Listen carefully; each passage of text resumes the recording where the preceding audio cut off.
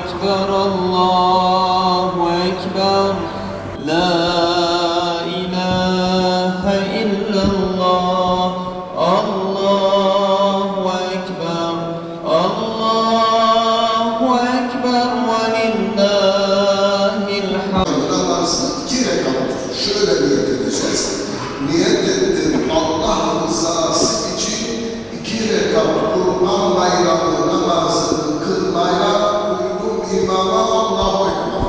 Neveytu as-salli rik'eteyn sünnet salat ettekbir muktediyen lillahi teala Allahu Ekber.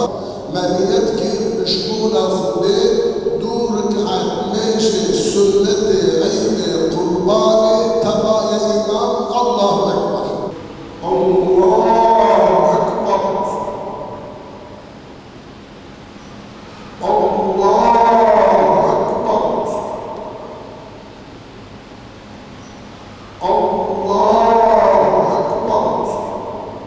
Allahu Ekber.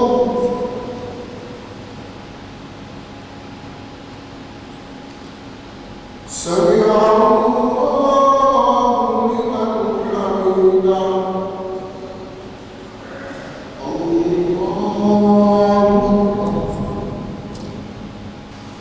الله أكبر السلام عليكم ورحمة الله السلام عليكم ورحمة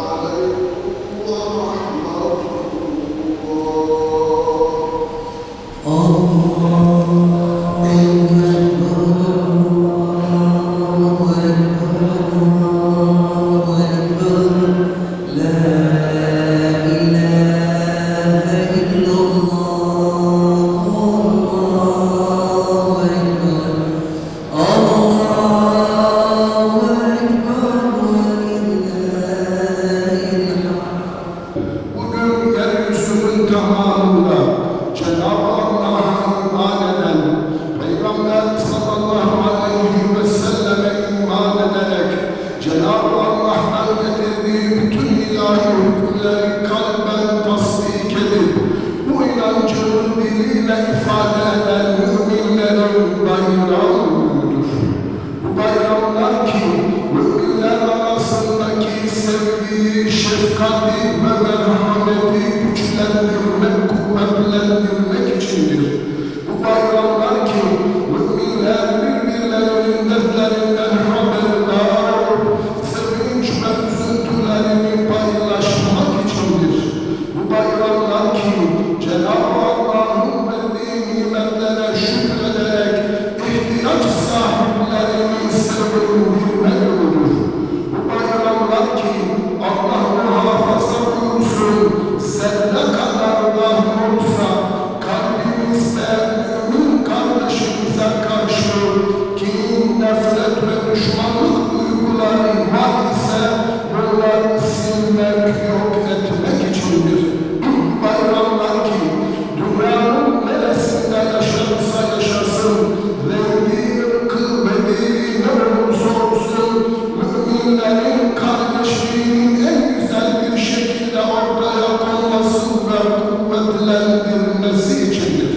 Kurbanlarımızı Allah rızası için keserken evlatlarımız ve aile fertlerimiz ile beraber bulunma imkanı varsa hep beraber kurban kesildiği zaman tekbirleri getirmeyi ihmal etmeyerek bu konuda evlatlarımıza güzel örnek olmaya gayret gösterelim.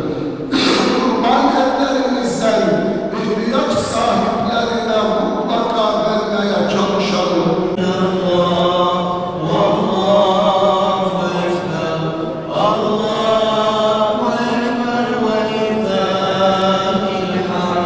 Allahu Ekber, Allahu Ekber, La ilahe illallah, Allahu Ekber. Bugün ailemle beraber bayram namazına geldik. Bütün İslam aleminin bayram mübarek olsun. Herkese barış, huzur bir gün diliyoruz. Mutluyuz yıla barışmak için güzel bir şeydir bayramlaşma. Kurban bayramıdır. Güzeldir. İnşallah herkes huzur içinde yaşar. Siirtliyim. Dün vesilesiyle Yalova'dan Siirt'e geldik. Kurban bayramımızı da burada geçirmek nasip oldu. Bayramımız tüm İslam alemine, milletimize hayırlı olsun. Nice bayramlara ulaşmayı nasip etsin inşallah. Herkese hayırlı bayramlar diliyorum. Sağlıklı ve huzurlu geçmesini temenni ediyorum. İnşallah kazasız belasız atlasız geçer. Hayırlı bayramlar diliyorum. İnşallah iyi bayramı, hayırlısıyla inşallah.